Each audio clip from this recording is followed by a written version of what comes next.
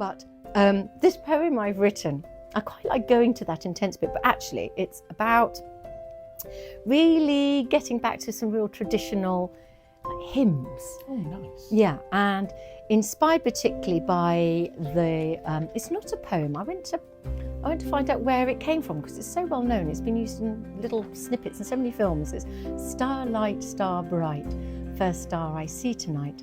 I wish I may, I wish I might have the wish I wish tonight. So I remembered this and I looked it up. Where does it come from? Apparently it's a late 19th century Christmas children's song. Oh, Okay. wow. Okay. But it's been used in Star Trek, it's been used in bands, and anyway, the list goes on, so I won't read it out.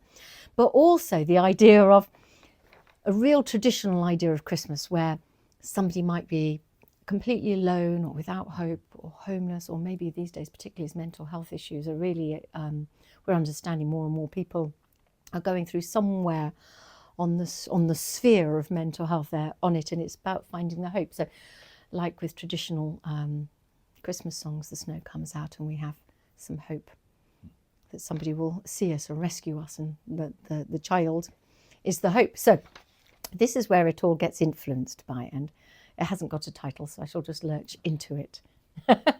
Lurch. Festively. Lurch, yes, or maybe sprightly dance I into think it. yes. Yes. Where is the star bright, the starlight, the star I long, I need tonight? Light my way, shine your hope, be my muse, my guide, my rope. Pull me out of my path too worn, my clouded mind, self-trust torn, heavy cloak, silence sworn, midwinter, swirling storms.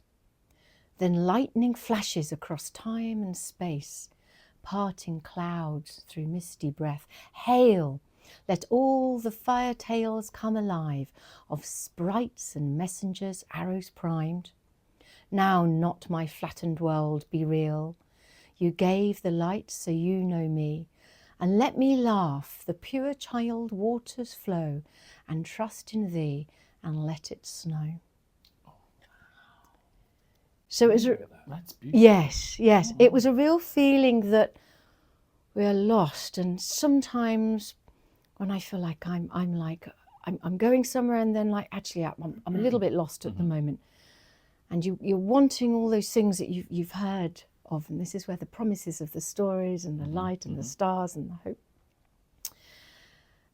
And actually this is a time of hope, whether it's the star or going, oh, there's the snow coming. It's that the snow day we had a couple of weeks ago. Oh, Suddenly everybody was yes. lifted, weren't Everyone's they? happier. Yeah. Well, most people are happier, honestly. Yes, Not everyone. Not everybody. But yes, you're right. And it it's getting, just makes the world feel lighter somehow. yes, doesn't it? that's Brighter. right. Maybe it's the symbols and signs we need, and that's what the Christmas is symbolising. And it really it reminded me from we were talking about this, in the mid-bleak winter. Yes. And the idea of somebody in the cold and starving and that, and then there's one hope, one kind soul, just to lift our souls. And what's really interesting, I think, as well, is it's like culturally something you put your finger on. How many times when you watch a film or when you watch a TV programme do you see it snowing with a starry background? Yes, yeah. And it doesn't do that. Yeah, I know. Apart from this starry background. Yeah. It doesn't do that because you've got to have quite a lot of cloud cover for it to snow. Yes, yes. But very often we see the stars and the snow at the same time, particularly around Christmas. Yes. Stars are so integral to Christmas, aren't they? Yes, I think the clarity of the night sky. There was a little poster near us saying, oh, you can book a stargazer. They come round with their telescope and you look through the telescope.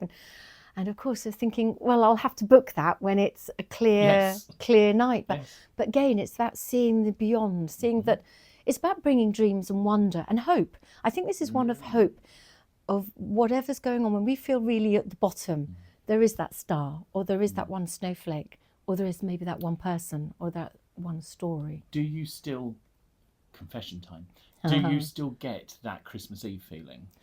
Around about November.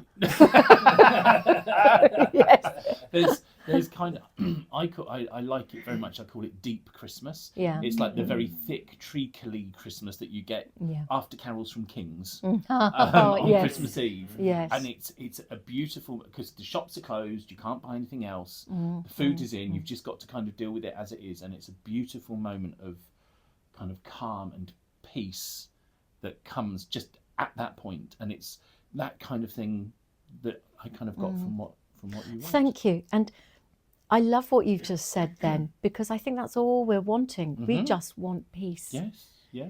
Just within our souls, within our environment, within the world. And these messages come out, but actually it's that heaviness of the snow giving us that permission to have peace.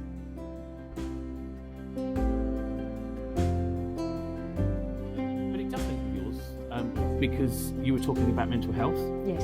And this is a project that I undertook during 2020, during COVID. So we all remember that lockdown and how difficult that first one was, and just trying to kind of get through that. And so what I did was I did something very, very strange. And I turned 70 songs by Kylie Minogue into sonnets by Shakespeare. That is awesome. Fabulous. So it was. Absolutely so awesome. I spent literally one a day for quite a long time, and so they are homages to Kylie songs, right? And this one is a homage to her biggest Christmas hit, which is actually the old Eartha Kitt song Santa Baby. Oh yes. So yes. this is me having turned Santa Baby into a sonnet. I love this. What else would you do?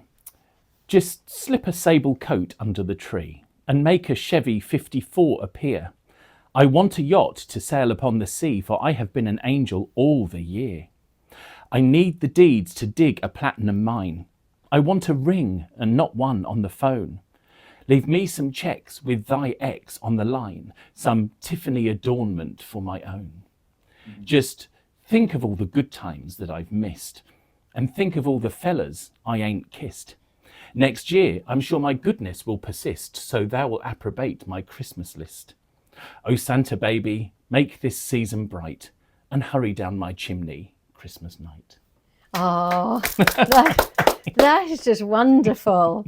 But now I want to hear the others. Yes. Oh, we could be here for a long time. I'm just thinking of Kylie's songs. I should be so Oh, lucky. yes, I should be so lucky. That was the first one that I I think did. that was in Hamlet. But there's 70 of them in a folder. There's I think 70 of them. more eggnog. Bring on the Kylies. A Kylie for every season. Yes, well, there is really, 70. isn't there? You're in 70 of them. 70 of Yeah. them. Yeah. What did you say it was? One for every... Well, I at that point, what I did was I went through her entire back catalogue of singles. So if it was a single, I turned it into a Kylie sonnet. Wow.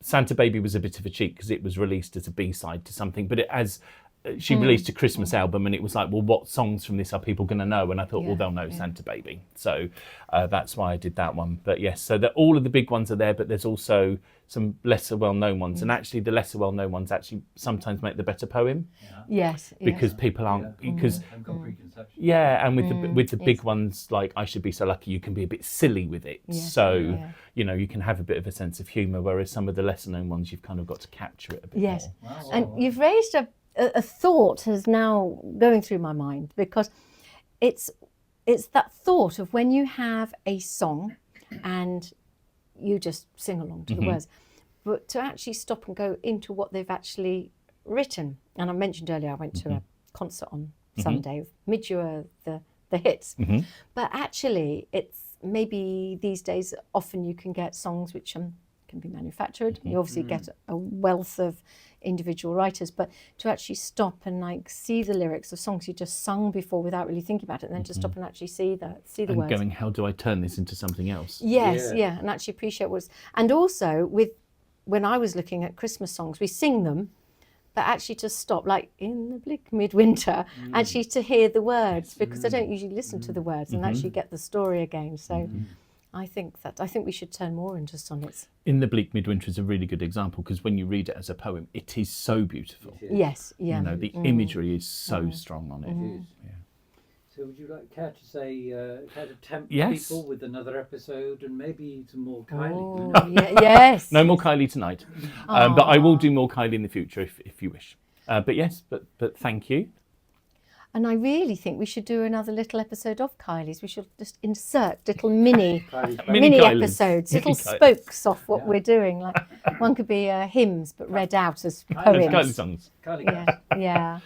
And So See enjoy you goodbye soon. to the enjoy viewers for the now. festive Bye bye, viewers. time, and we hope that you find your peace within it. Bye. Lovely. Right, straight on then. Oh, I'll leave. You two. That's it. I'm going. You're going. Yep, that's Right, it. bye.